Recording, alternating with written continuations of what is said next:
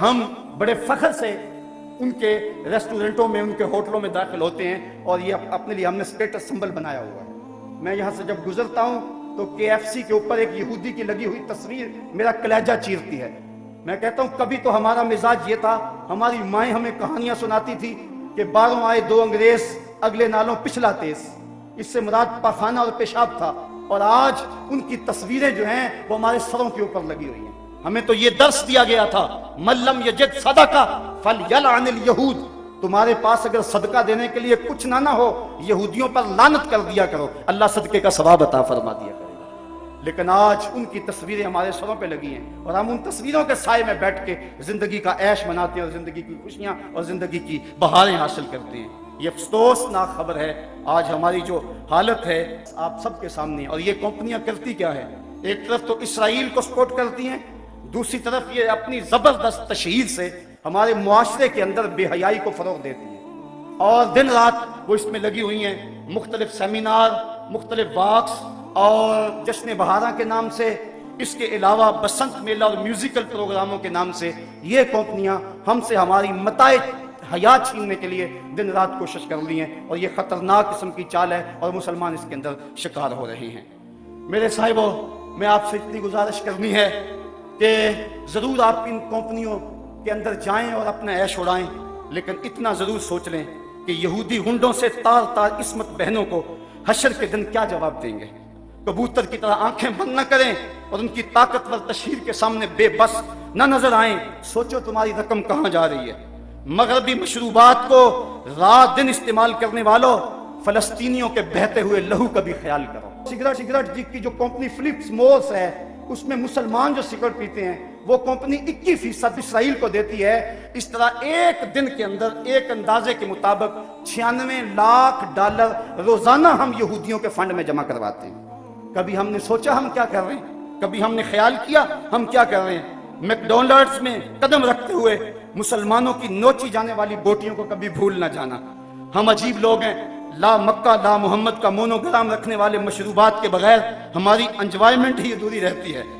Pay H پینی to safe اسرائیل کا مخفف رکھنے والے مشروب کے بعد دل مانگے اور پر مجبور ہے۔ سوچیں ہم کیا کر رہے ہیں؟ کیا لکس، رکسونا اور لائف بوائے سے غسل نہ کریں تو صاف نہیں ہوں گے؟ سن سلک ہیڈ اینڈ شولڈر سے بال نہ دھوئیں تو کیا گنجے ہو جائیں گے؟ لپٹن اور بروک بانڈ کی چائے نہ پئیں تو زندہ نہ رہیں گے؟ فیئر اینڈ لولی اور پونڈز کریم استعمال نہ کریں تو کیا چہرے بگڑ جائیں گے؟ ووڈ لینڈ اور ایکشن کے جوتے نہ پہنیں تو کیا چل نہ سکیں گے؟ بس تھوڑا سا سوچنے کی ضرورت ہے۔ لمبی سے لمبی مسافت کا آغاز ایک قدم پہ ہوتا ہے۔ ہم سمجھتے ہیں کہ ہمارے کرنے سے کیا ہوگا، لیکن ہم نے پچھلے سے پچھلے سال تھوڑی سی حرکت کی تو اس قدر ان کو ہوش آ گئے، اور پھر اس پر تلا یہ کہ وہ ان مصنوعات کے اندر جو لپسٹکیں ہیں اور مختلف مشروبات کے اندر خنزیر کی چربی ڈال رہے ہیں۔ اور ہم اگر کسی کو یہ بتاتے ہیں کہ فلاں شہر میں فلاں شے پڑتی ہے، وہ کہتے ہیں جناب وہ ویسے بتا رہے ہیں، ویسے کسی نے پراپیگنڈا کیا ہے، ایسے کب ہو سکتا ہے؟ ایسا تو ممکن نہیں ہے۔ اگر کوئی پراپیگنڈا کر لے کہ یہ چوزوں کو بلڈ فلو ہے تو آپ لوگ ساری پولٹری کی صنعت کو تباہ کر دیتے، اور کوئی بندہ مرغی کھانے کو تیار نہیں ہوتا۔ ہماری جان نہ چلی جائے، ہمیں اپنی جان کی بڑی فکر تو ہے لیکن ایمان کی کوئی فکر نہیں ہے۔ اس وقت اب ہم بتائیں کہ میاں فلاں چیز میں فلاں شے پڑتی ہے، فلاں میں سور کے میدے کی چربی آتی ہے، فلاں چیز میں یہ ڈالا جاتا ہے، وہ کہتے ہیں یہ فرضی باتیں کر رہے ہیں۔ صاحبو، ہم غور کریں، بار بار غور کریں، اور اس حوالے کے ساتھ ہمیں محنت کرنی چاہیے۔ ایک تو ہمارا کام یہ کہ مغرب کی مصنوعات کا ممکنہ حد تک ہم بائیکاٹ کریں، وہ چیزیں جن کا متبادل یہاں موجود ہے وہی استعمال کریں۔ دوسری بات ہمارے کرنے کی یہ ہے کہ مغرب کے علاوہ دیگر جو ممالک ہیں، چائنا ہے جو ہمارے ساتھ دوستی کا دم بھرتا ہے، لیکن اب وہ بھی یہودیوں کی جو ہے وہ اس چال کا شکار ہو گیا۔ یہ پاکستان کے اندر چائنا سے بن کر مختلف پارچہ جات آئے ہیں، انڈرویئر کے اندر لا الہ الا اللہ محمد رسول اللہ لکھا ہوا۔ اسی طرح مختلف جو پارچہ جات ہیں، پینٹیں ہیں، ان کے پائچوں اور ان کے نیفوں کے ساتھ لگے ہوئے جو ٹیگ ہیں ان کے اوپر جو ہے وہ کلمہ طیبہ لکھا ہوا ہے۔ میاں تم تو ہمارے دوست تھے، تم بھی ہمارے کلیجے چھلنی کر رہے ہو۔ کس یہودی کا تم شکار ہو گئے؟ ہمارے وطن کے ذمہ داروں کو، چائنا کے سفیر کو بلا کر تنبیہ کرنی چاہیے اور اسے پوچھیں کہ کیا یہ تمہاری دانستہ حرکت ہے یا کہ درمیان میں کوئی ایسی طاقت شامل ہوگی تمہارے علم میں نہیں ہے۔ अगर ऐसी कोई बात है तो वो दावा करें, वरना जिस तरह हम बाकियों को अपना दुश्मन समझते हैं, चाइना से हमारा फिर क्या रिश्ता रह जाएगा? क्योंकि हमारा रिश्ता तो मोहम्मद अरबी के दम से है।